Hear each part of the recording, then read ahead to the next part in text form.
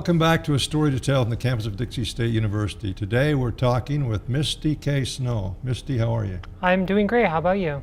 I'm fantastic, and if I wasn't, I'd lie about it. Why are you laughing? No. Tell me a little bit about yourself, where you live, where you came from, who you are, what you do. All right, so I was born in Salt Lake City in 1985. I've lived my entire life in Utah. I currently live in Salt Lake City. So I'm a lifelong Utahn. I currently work at a grocery store, which I think appeals to a lot of people because there are a lot of working class people in Utah and across the nation. I try to say I'm a working class person. And like I said, I guess that's kind of, I'm 31 years old. Like I said, I was born in 85. I think that's really like a brief introduction. Tell me about your family. So I have my mother I live with, and then she has 3 other children. I have a brother who's 28, who lives in Kansas, and then I have an 18-year-old sister and a 16-year-old brother who live in the same house, and then my mom's husband. Well, that sounds like a nice family. Yeah, it's a nice family. What are you doing to stay out of trouble these days? Well, I've been running for U.S. Senate, which is been keeping me really busy. Why are you doing that? Because I felt like we needed more working class people in government. I felt like there's a lot of issues that I care about that are not being given a voice. And I was getting kind of frustrated by a lot of the politicians, a lot of the people running for office. And I felt that there's important issues that wouldn't have a voice. So I decided to run because I want to ensure that someone is talking about issues affecting the working class and is talking about issues affecting millennials and women and people who I feel that aren't being well represented in Congress. Does that include us old people? Well, I mean, there's a lot of issues that affect the elderly that aren't be given a proper voice, even though there's there's not a lack of people in that age group in Congress, but like when they talk about issues affecting like some of our veterans or issues like they want to cut Social Security, and I think most seniors in this country are like, why would you want to cut Social Security? So I think there's a lot of issues that matter. What other issues besides Social Security? So I care a lot about living wage. $7.25 an hour, you can't live on that in Washington County or anywhere else in this country. I mean, it's not a living wage. And what should it be? So if you're working $7.25 an hour, you're going to make your wages are going to be subsidized by the taxpayers because you're going to qualify for food stamps even though you have a job because you're not making a living wage. So I think it's very important that people are being paid a wage that actually is enough to actually live on. So our minimum wage, if it had been adjusted since 1968 for inflation, it'd be close to $12 an hour today, and if it had been adjusted for the gains in productivity, it'd be even more. So there's this nationwide movement called Fight for 15 that wants to raise the minimum wage to $15 an hour over the next few years, and I think we could do that in Congress. We could pass a wage bill that raised it so slowly, maybe like $2 an hour a year over a 4-year period. Then you have an annual adjustment for inflation thereafter, so you didn't have to fight for it again. So it actually keeps up with inflation. So we actually have a wage that is closer to something you can live on, or at least one where most people working it aren't also qualifying for food stamps and public housing assistance and other forms of government assistance. Ends up kind of being a form of corporate welfare because it allows corporations like Walmart, McDonald's to pay wages so low that their workers have to get public assistance, but they're still making millions of dollars in profits or even billions of dollars in profit. And no corporation is profitable without the fruit of its without the talent and labor of its workers. So those workers deserve to earn the fruit of their labor. So I think it's important to ensure that everyone's paid a decent wage. If it was at $15, would that exclude them from food stamps and other subsidies? It would certainly reduce the amount of that we're paying out. One report showed that just Walmart employees nationwide, taxpayers are spending $6.2 billion every year on food stamps, public housing assistance, public heating assistance. These are people who have jobs that the taxpayers are subsidizing. And nationwide, all the corporations is about $147 billion. These are people who have jobs that are again on public assistance. So that's just the amount we're spending for people who have jobs. So having them actually make more money, that would reduce the amount they would actually need from those programs, and probably save taxpayers money on those regards, and also allow these people to have more dignity, because I think a lot of people feel a bit self-conscious when they aren't making enough to feed their families, and they have to have food stamps to feed their children or to even feed themselves. And I think it's it's the compassionate thing to do. You're running as a Democrat Yes. in a Republican state. You don't. Historically, it's been Republican, but it's been. Well, I we've think had the the demographics Democratic have governors and Democratic senators and so forth. So. Yeah, it's been more Republican in like recent decades, but I think it's just like over the last 10 years. So I think there's been a lot of changes in Utah. I think demographics are becoming more diverse. Again, my generation, we're coming of age, and I think my generation tends to be more liberal on most issues. The polls show that, and it's also true in Utah. And I try to make a case at 31 years old. If I was elected to U.S. Senate, I would be the first millennial in the U.S. Senate. And I'm really trying to encourage other students and like people like college students in this like places like Dixie State and other universities we visit, and just other millennials, working class millennials, and try to say, hey, I'm the voice for our generation. You need to come out and vote for me, because we need representation in Congress, which is not there currently. Would you be the youngest senator? I would be the youngest senator. I'm 31. I think the current youngest senator is like 39. There has not yet been a millennial elected to the U.S. Senate. So I think it's very important that we have a voice that represents our generation, considering that our generation is now about 40% of the nation's voter base. Explain to me what a millennium is. Millennial. So millennials are people, according to the Census Bureau, born between 1982 and 1999. So people that are, I think, 16 to 34 right now. So that means most of them are old enough to vote now in 2016, and they are a very, very significant part of the voting bloc. Nationwide, they actually outnumber baby boomers now. In state of Utah, millennials have actually outnumbered baby boomers since about 2001. So there's definitely a lot of millennials. We definitely have a lot of political power if we are willing to exercise it. What is a baby boomer? A baby boomer is people, according to Census Bureau, born between 1946 and 1965. What about people born before that? So the generation right before that's called the silent generation. Not old dogs, huh? No, the silent generation. Well, I'm an old dog, I guess, or silent generation, so I shouldn't be talking. I should let you talk. Oh, that's just what they call them, and I think it's just they. What are some of the other issues besides the minimum wage? Clean air. I support improving our air quality by making investments into cleaner source of energy. And what are they? Like solar, wind, greener transportation infrastructure. Polling shows no state is more dissatisfied with its air quality than Utah. It might not be as big of a problem down in southern Utah, but in northern Utah, it's like we have all these beautiful mountains that some days they are not, we can't even see them because the smog is that bad. And that has a lot of negative impacts on our health, which has economic impacts, and also a lot of tourists. Utah is a popular destination for tourism, but people come here and they see the smog and they rethink coming here again in the future, and that has a negative economic impact there. So it's very, very important that we start making these investments into solar, into wind, into greener transportation infrastructure. But also these investments, when you had to build that infrastructure, that creates jobs in those industries. So I think it's a win-win, and it's something it's at the cost of not doing that, again, is the health risk, the economic impact. So not doing that is, it's something, it needs to be done. I think we can make those investments by maybe, say, like I said, state of Utah this year, we increased tax on gasoline by about 5 cents a gallon. And I think most people don't even seem to realize that happened, and it was well absorbed by the economy. And and I think we could probably do something like that nationwide, maybe like a small tax, 5 cents a gallon on gasoline, use that money to make these investments for solar, for wind, for greener transportation infrastructure that reduces the amount of air pollution that's happening, and creates new jobs in those fields. I heard a rumor about the Mojave solar plant south of Las Vegas. Are you familiar with that? I've heard a bit about it. I'm not as familiar about what's happening in Nevada. That it wasn't really economically feasible. It had to be supported by tax money because it was something wrong. I don't know all the details about it, but I can't speak on that too well because it's in another state, and I'm not as up on what's happening in some of the other states.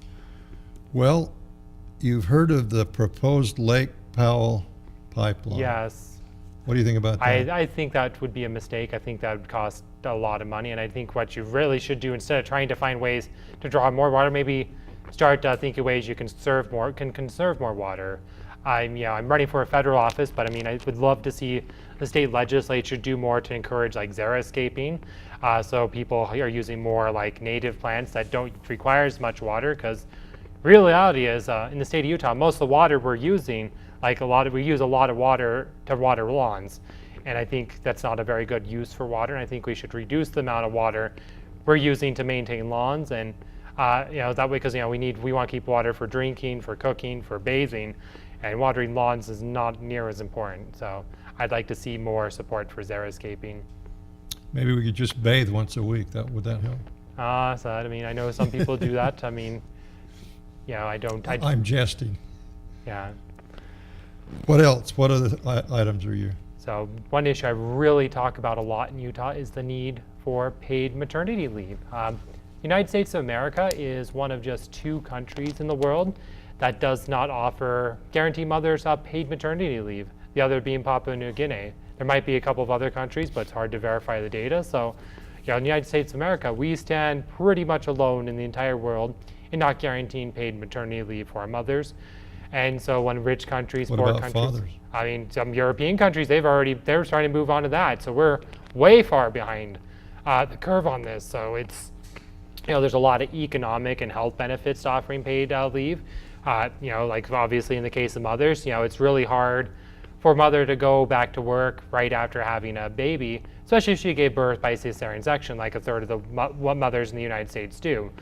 And by not having that time off, a lot of mothers, they go back to the workplace in 2 weeks and 6 weeks, oftentimes before they are really ready to, and that has negative health impacts on the mother, but also our newborn infants. World Health Organization recommends that a newborn infant is breastfed for the first 6 months of life exclusively, but because the mothers don't have time off, that leads to low breastfeeding rates, and those low breastfeeding rates are correlated to higher rates of infant mortality and childhood obesity. So the cost to our citizens, there's the health of our mothers and our children by not offering paid maternity leave. And again, when we talk about fathers, there's also a lot of health and economic benefits there as well. But I think we need to really at least get paid maternity leave for our mothers, because we are so far behind on that issue. And Utah is the state with the nation's highest birth rate. If there was a state where that message really resonates, it's Utah. I've talked to a lot of people, and a lot of people really, I think that's important, because the reality is everybody has a mother, everybody knows someone who's given birth. So why can't we offer paid maternity leave to our mothers like every other country in the world? How long should the maternity leave be? Well, if the World Health Organization recommends 6 months of breastfeeding, maybe we should look at least 26 weeks. Up in Canada, a mother could take up as long as 52 weeks. So it's, A year? That's a year. Yeah, it's a year in Canada. So it's like, And who pays for that? They have, I know that they have taxpayers, I think, help a bit. I know a lot of employers, they have, it depends on, I think it depends a bit, but I know there's a tax backing to that in Canada and Europe and almost every country in the world. It's something that the government ensures that all employees have access to, and it's an issue that actually polls popularly in United States of America. 2012 polls showed 86% of people in this country support paid maternity leave, including 73% of Republicans. So it's by large bipartisan support. It's a popular issue. It's an issue I know we could win on if we just advocate for it, because, like I said, people understand the need for mothers to have time off from work so they can take care of their children. Would this be in addition to sick leave? Well, sick leave, if you've worked full time, you're guaranteed, I think, about, at least in the state of Utah, you usually get a few hours, I believe. If you're full time, you do, it depends on the states, but I think you do get some sick leave. But I would like, again, to guarantee, it'd be nice if people could have at least a couple days off from work every year. Because when a person goes to work sick, especially if they work in food service or something, that creates a potential for other people to become sick. And so I think it's actually a public safety need to ensure that people have sick time. My experience with that in big business and corporations is that people have sick leave 6 or 7 weeks a year, and they can accumulate that. and they don't take it when they should be staying home with a cold or something that they can affect other people. They want to save it so they can have a buyout at the end of their term. Yeah, well, I think there's other things like kind of discourages people from using sick leave, and I think it just one of the issues I think we just need more education on why it's important to take that time off when you're sick, and why I think it's like if you have a cold, if you have, especially in food service, I think it should be like the managers should be encouraging their employees to take that sick time off and said, oh, don't call in sick. I don't want to have to cover your shift. Right. And I think that would change that kind of mentality would be very important, and maybe more education from through the Centers of Disease Control would possibly be helpful in that area as well. What else? See, clean energy. I'd like to see us, try to reform the Wall Street. Just a lot of news about Wells Fargo in the last week, and There was some new news this morning. and there's new news this morning. It's it's like the same stuff that's been happening since 2008. A lot of these corporate banks, these giant banking institutions, they engage in a lot of activity which is illegal under our laws, but they kind of get away with it. Nobody ever goes to prison.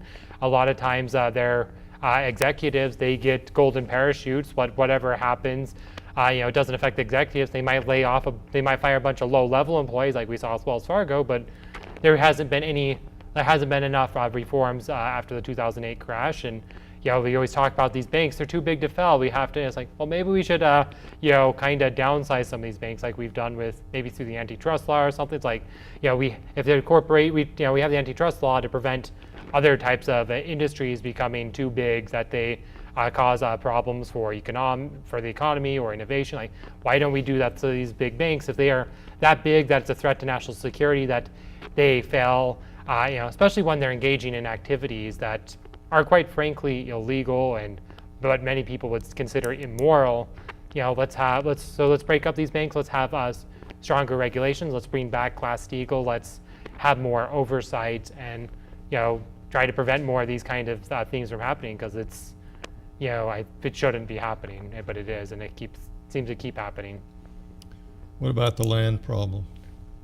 All right, so I think what we see in state where the state legislature wants to spend $13.8 million to sue the federal government is kind of a waste of taxpayer money, especially when they don't have enough money for education or other things that they always say, they always find ways to not fund properly, but they have money for a lawsuit or the federal government. And so I think that's like a misuse of funds, but also an issue of priorities. When it's like 2 years ago, they couldn't find $1.5 million to dredge the marinas in the Great Salt Lake, which forced a lot of the people at boats in the Great Salt Lake to pull them out because they were afraid they would lose their boats, which again hurt a lot of the industry up there. And so they want to sue the federal government for control over 1.9 million acres of federal land known as the Bears Ears. And our state doesn't have, like I said, they don't where's the state getting the money to sue the federal government, but also how would they actually manage this land if they controlled it, if they can't manage the Great Salt Lake and other lands they currently control. But also they're talking about they don't want Obama. I've heard Mike Noel and I missed Representative, I forget his first name, make the case that Obama, they said alleged authority of the president. The fact is, the president of the United States does have the authority to designate national monuments under the Antiquities Act. It's been up at the Supreme Court several times. It's been consistently ruled on by the Supreme Court since 1920 that the president of the United States of America does have the authority to designate national monuments under the Antiquities Act. So I think it was a mistake by our state legislature, and I think I think what they're trying to do is the Public Lands Initiative. I don't think that's a good approach. I think the way the federal government is currently managing the public lands is, I think, they've done pretty good at balancing a lot of the interests. Been around the same. I've actually been down to San Juan County and talked to a lot of the natives there, a lot of the matriarchs, the Ute tribe, and they tell me they support the national monument. So when you go listen to Mike Noel and LeVar Christensen and Representative Ivory saying, that they don't support it, that's not what I'm hearing from the actual people when we went down to San Juan County. And I heard a theory or a representation that the federal lands that were supposed to be given to Utah, they were given to all the other states east of a certain line. Is there anything to that theory that?